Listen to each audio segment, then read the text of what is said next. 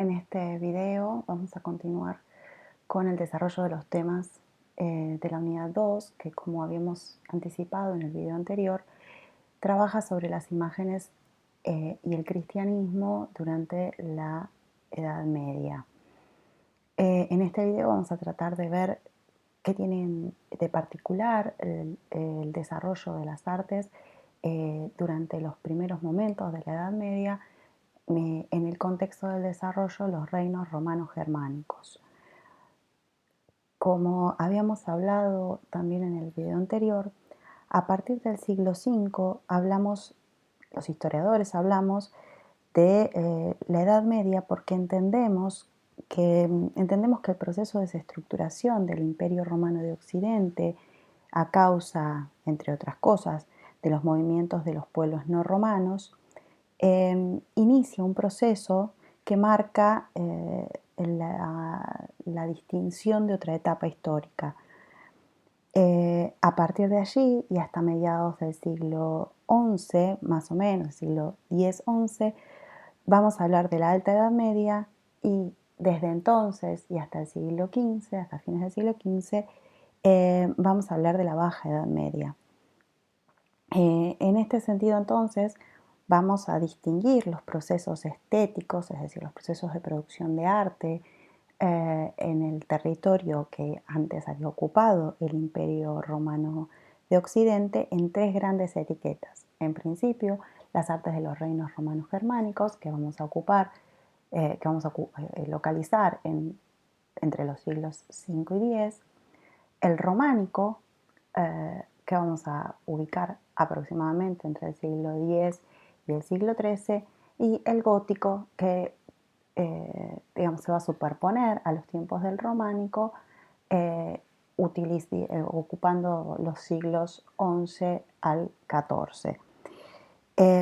Como ustedes saben, a partir de la caída de Roma como capital del Imperio Romano de Occidente, a causa de la invasión de los ostrogodos, la mitad occidental del imperio, de lo que había sido el Imperio Romano, es decir, los territorios que hoy ocuparían Italia, Alemania, Francia y toda la península ibérica, se van a fragmentar políticamente en pequeños reinos, es decir, la unidad política y territorial se va a dividir y en ese proceso van a reorganizarse de manera política a partir de una variedad de diferentes formas políticas que vamos a denominar reinos, en la que la característica tiene que ver, por un lado, con las características principales, tienen que ver, por un lado, con la fragmentación, por el otro lado, con la diferenciación, que se producen a partir de la combinación, de la mezcla entre la herencia romana y las características culturales, sociales y políticas de los pueblos germanos. Estos pueblos que ustedes normalmente encuentran en la literatura de los manuales escolares y que en muchas ocasiones se los ha llamado bárbaros, en realidad constituían pueblos que se ubicaban por fuera de las fronteras del Imperio Romano y que ya desde el siglo III habían empezado un paulatino proceso de movimiento territorial y habían entrado en contacto con los romanos y ocupado espacios. Esto durante el siglo V se va a transformar en algunos casos en incursiones bélicas, es decir, en avances e invasiones violentas, como fue en el caso de Italia, que a partir del ingreso de los ostrogodos se fragmenta políticamente y se desestructura el imperio. Paralelamente, en la mitad oriental del imperio, es decir, en la zona ocupada por lo que conocíamos como el Imperio Romano de Oriente, se va a continuar con una organización política que mantiene muchas de las características romanas, pero asume otras nuevas, y que conocemos como Imperio Bizantino, es decir, va a permanecer organizada como una unidad y va a tener un desarrollo político, social e inclusive artístico diferentes, que están muy influenciados por su cercanía con los pueblos persas y con la religión musulmana. Esa unidad va a durar, esa unidad del Imperio Bizantino va a durar, va a permanecer unificada durante otros 10 siglos, es decir, que en todo el tiempo que Europa Occidental es entendida como Edad Media, se sucede de manera paralela el desarrollo del Imperio Bizantino, del que no nos vamos a ocupar acá. No porque su desarrollo no sea importante, al contrario, es decir, está absolutamente conectado con lo que sucede en Occidente, pero lo vamos a dejar por el momento en suspenso. Como habíamos dicho, estas artes de los reinos romanos-germánicos, fíjense el nombre romano-germánico, ¿no? Ya en el mismo nombre se nos indica, se caracterizan por una enorme variedad, por una gran diferencia entre sí, y su elemento en común, su característica común, aquello que los hace una unidad de estudio, que nosotros podamos estudiarlos de manera conjunta, se la da, por un lado, eh, la herencia romana y cristiana, es decir, son todos reinos cristianos, y se les da también las características propias de cada uno de esos pueblos germánicos que se han desplazado y se han instalado en la región. Entonces, lo que nosotros vamos a tratar de hacer aquí es tratar de entender cuáles son, en términos formales, las características que podemos encontrar en común, cuáles son esas formas que comparten las prácticas artísticas o estéticas de estos reinos. Por un lado, tenemos que remarcar que buena parte de estas producciones se construyen o se elaboran de maneras muy sencillas, como por ejemplo lo que vemos en la arquitectura.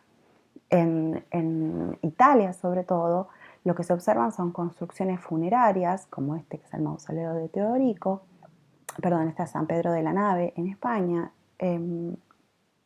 pero vale también la aclaración, en Italia o en España se dan de la misma manera.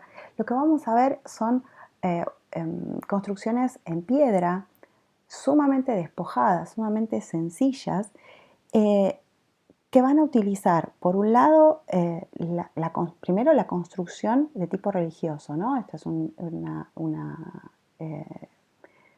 construcción destinada al culto, pero vamos a ver otras como el mausoleo de Teodorico, que son construcciones funerarias. A su vez, como ven en este caso, lo que se usa, lo que suele usarse, es la planta centralizada, que es una fuerte herencia romana, ¿no? Ustedes lo habían visto ya cuando vieron la arquitectura de Roma. La planta centralizada organiza el espacio a partir de un centro físico muy significativo. Por otro lado, lo que vamos a ver en este caso de San Pedro de la Nave, pero también lo podemos ver en otras construcciones, como el interior de San Pedro de la Nave o el mismo mausoleo teórico, es que en los casos en los que aparece decoración, se hace en el interior y se recurre a motivos geométricos o zoomórficos, es decir, que reproducen elementos de la fauna. Esto tiene digamos, un desarrollo muy particular, si lo vemos en las decoraciones en piedra, pero también lo vamos a ver en los capiteles, en las elaboraciones que se hacen en el interior. Esto también va a tener toda una serie de desarrollos en lo que son en lo que es la iluminación de manuscritos. Como saben, durante la Edad Media, la transmisión y la reproducción de los escritos bíblicos se hace mediante el copiado manual de los libros, ¿no? de los textos religiosos. Em, Esto es una tarea que habitualmente se realizan los monjes y sacerdotes, que son quienes han conservado durante este tiempo el conocimiento para el desarrollo de estas tareas.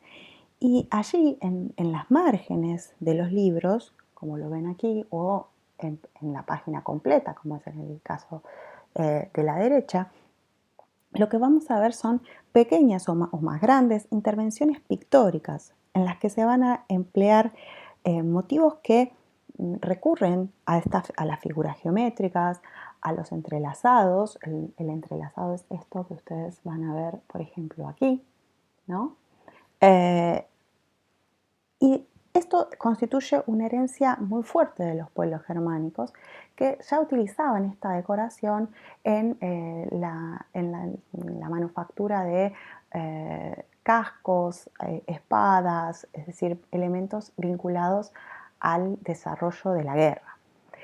En el caso del libro de Darrow o en el caso del libro de Kells, que son los que ustedes están viendo acá, son ejemplos muy claros del desarrollo de lo que se llaman los evangelarios.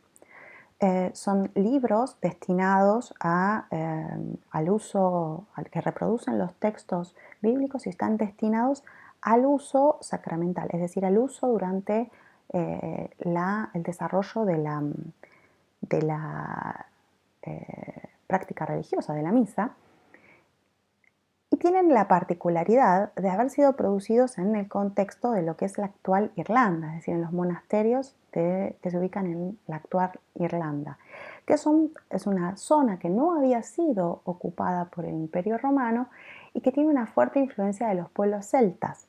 Esto lo vamos a ver muy fuerte en este tipo de decoración y por un lado nos hace notar, nos hace pensar en la enorme pericia técnica de que los monjes que realizaban estas copias. Fíjense que algunas de estas miniaturas solo pueden observarse con una lupa, porque son tan pequeñas, miden entre 2 y 3 centímetros, que el detalle de elaboración no puede verse a simple vista.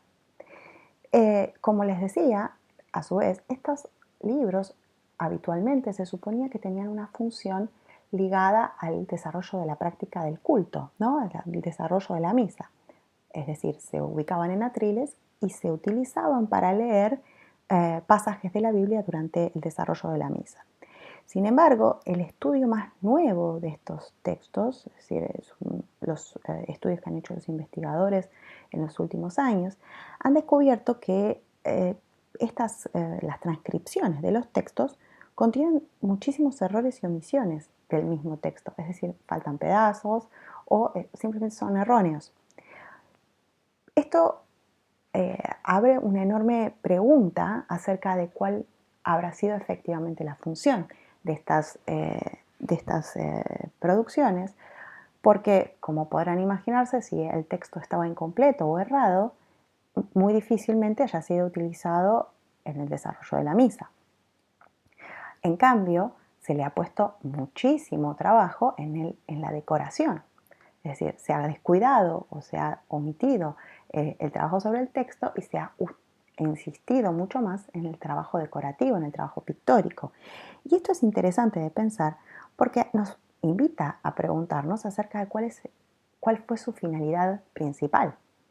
Como ustedes habían visto, sobre todo para el caso de las producciones de los pueblos originarios en América, una de las preguntas que nos hacemos ante toda producción estética es, ¿esto es arte? ¿Esto es artesanía? Y en este caso, esto también nos invita a preguntarnos acerca de la utilidad. Si efectivamente la imagen religiosa, como habíamos visto en el video anterior, estaba cumpliendo cada vez más una función que se ligaba a la transmisión de los conocimientos religiosos, del culto religioso, estas producciones, estos evangelarios, no podrían haber cumplido también este fin. Con lo cual, probablemente estos evangelarios tuviesen mucho más énfasis pusieran mucho más énfasis en su finalidad estética, en su finalidad de la belleza. Y entonces nos invitan a preguntarnos acerca de cuál es su estatuto, si esto entonces constituye algo ligado al desarrollo de las artes en un sentido como lo entenderíamos actualmente, ligado a la belleza, o cumplía también otro tipo de funciones. Es decir, en estos productos también se cruzan distintos tipos de funciones, conviven distintos tipos de funciones. Esto es interesante porque también sucede en otro tipo de producciones que también se asocian a estos reinos romanos germánicos.